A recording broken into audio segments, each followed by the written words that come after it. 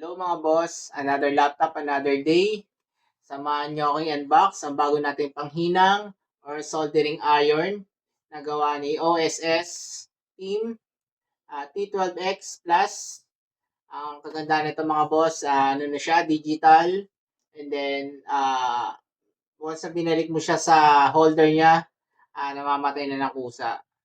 Siya nga pala mga boss, siguro mga 3 bilhin na tayo nito kasi nga napakaganda nito panghinang na to, lalo na sa laptop repair. Okay mga boss, tara let's go, samahan nyo ako i-unbox ang bago nating panghinang. Let's go! Eto na mga boss, bubuksan na natin. Okay, dito lang naman siya, madali lang naman siya buksan. Okay, ano yung laman? Syempre manual mga boss. Ayan. Then may 2 box sa loob. Tanggalin natin. Okay.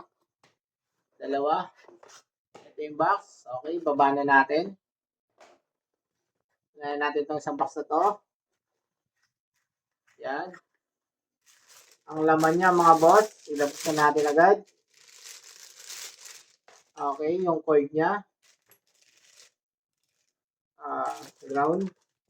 Then yung mismong soldering tip.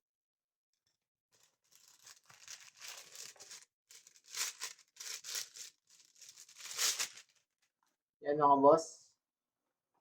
And yung sponge, tsaka rubber. Okay, baba na natin itong isang box. Open natin itong isang box, yung pangalawang box. Yung pangalawang box mga boss, ito na yung holder nung yung panghilang. Ito siya mga boss.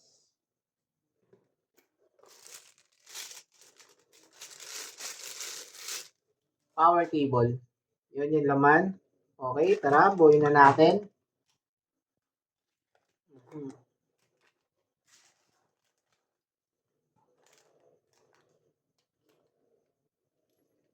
Yan. Excited na tayo.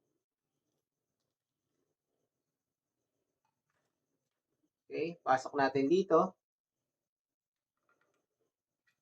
Yan. Ganun lang siya kabilis.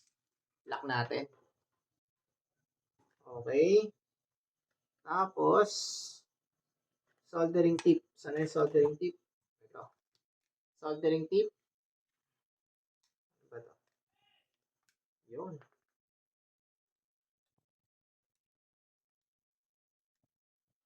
Tanggalin natin. Shoot lang mga boss. Ganun lang siya kasimple. Okay. Ganun siya mga boss. Oh. Yan. Halimbawa mga boss, ginamit mo siya. Mag-on siya. Then, pag binulik mo, mag-off siya. Okay. Then, yun lang. Okay na. Lagay natin sponge. Yung. Dito. Yung sponge, pwede nyo lagyan ng tubig para panlinis ng soldering yung tip mismo. Pwede rin dito sa sponge tawag dito. Eto. Ano ba tawag dito? Kalimutan ko. Yan, basta dito. Panlinis din to mga boss. Ayan. Ito yung mga panlinis niya. I-dip nyo lang siya. Yan. Okay. Testing natin mga boss. Power on natin.